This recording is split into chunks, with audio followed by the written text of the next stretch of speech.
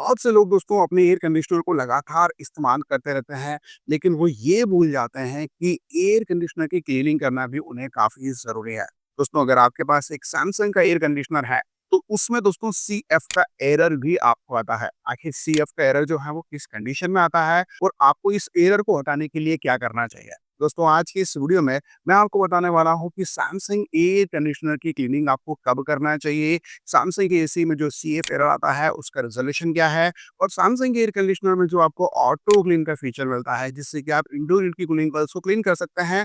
आखिर ये फीचर आपको कैसे यूज करना है और कब यूज करना चाहिए, इसी बारे में आपको इन्फॉर्मेशन दूंगा। तो वीडियो काफी नॉलेजेबल होगा, वीडियो को एंड तक जरूर देखिएगा।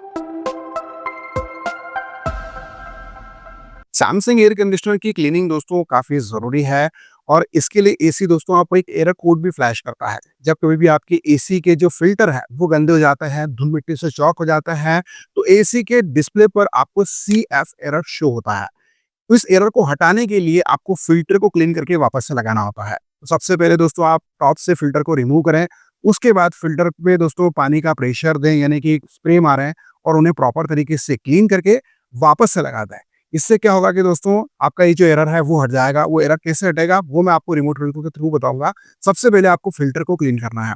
अगर आपके एरिया में बहुत ज़्यादा धूल-मिट्टी वगैरह रहती है तो फ़िल्टर को दोस्तों आपको जो है वो 20 से 25 दिन में क्लीन कर लेना ही चाहिए। आपको एरर का वेट नहीं करना चाहिए। और अगर आपके एरिया में नॉर्मल एटमॉस्फेयर रहता है, फिर भी दोस्तों आपको एसी के एरर का वेट नहीं करना चाहिए। आपको दोस्तों 1 से डेढ़ महीने में एक बार फ़िल्टर क्लीन कर लेना चाहिए। इसके अलावा दोस्तों आपको ऑटो क्लीन और फ्रीज वॉश का फीचर भी सैमसंग के एयर कंडीशनर में मिलता है।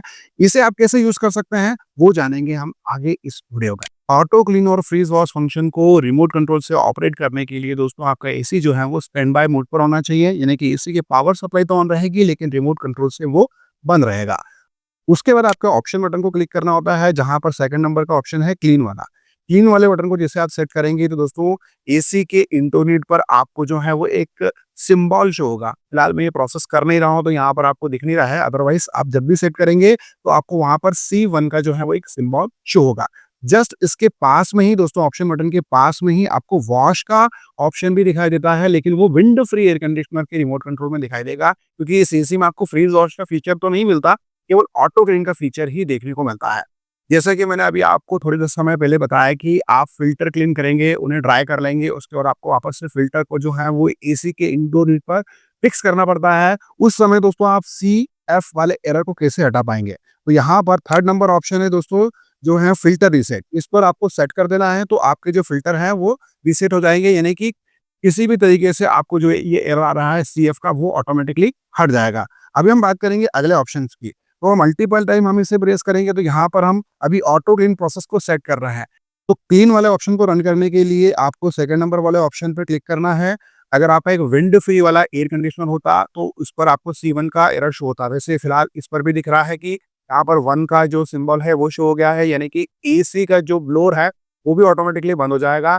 उस समय के लिए दोस्तों प्रोसेस चलेगी करीब-करीब 15 से 30 मिनट की, और इस दौरान दोस्तों एयर कंडीशनर जो है वो अपनी कूलिंग कॉइल्स को प्रॉपर तरीके से क्लीन करेगा। फिल्टर के बाद दोस्तों जो कॉइल्स वगैरह होती हैं वो दोस्तों क्लीन होती हैं ऑटो क्लीन फंक्शन में।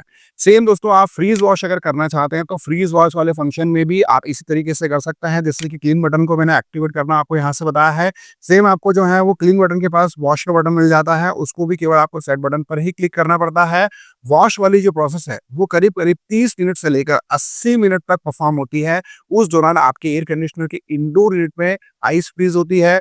आइस फ्रीज दोस्तों कुछ समय के लिए रहती है, उसके बाद वो मेल्ट होती है, यानी कि पिघलती है।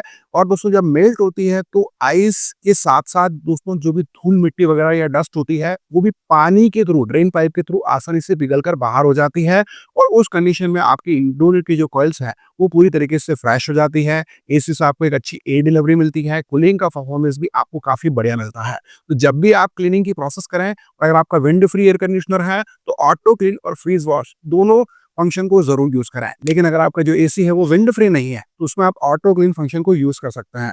ऑटो क्लीन फंक्शन को बीच में आप बंद भी कर सकते हैं, केवल आपको पावर ऑन बटन को ऑन करना है। एसी दोस्तों आपके नॉर्मल मोड ऑपरेशन पर वापस आ जाएगा। लेकिन अगर आप मान के चलिए कि क्लीनिंग कर रहे हैं तो एसी को ये काम करने दें, करीब-करीब 30 मिनट तक एसी को स्टैंड बाय मोड पर ही रखें, ताकि आपके ऑटो क्लीनिंग प्रोसेस जो है वो बिल्कुल पूरी तरीके से चले।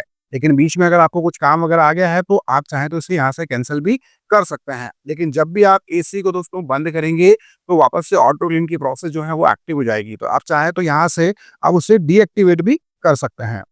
फिलहाल ये एक्टिवेट है, अदरवाइज़ आप यहाँ से जो है वो डीएक्टिवेट भी कर सकते हैं। प्रोसेस सिंपल सी है, आपको ऑप्शन बटन पर जाना है, क्लीन बटन पर जाना है और उसको वहाँ से प्रेस कर देना है। तो दोस्तों ये रही complete information Samsung air conditioner की ऑटो क्लीन फंक्शन के बारे में, जहाँ पर हमने स्टेप बाय स्टेप आपको इस वीडियो के माध्यम से कंप्लीट इन्फॉर्मेशन देने की कोशिश की है।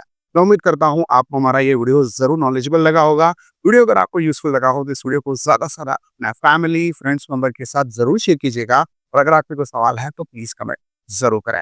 दोस्तों आज की वीडियो में इतना ही, मिलता है बहुत जल्द एक न्यू वीडियो में, तब तक के लिए जय हिंद, वंदे मातरम।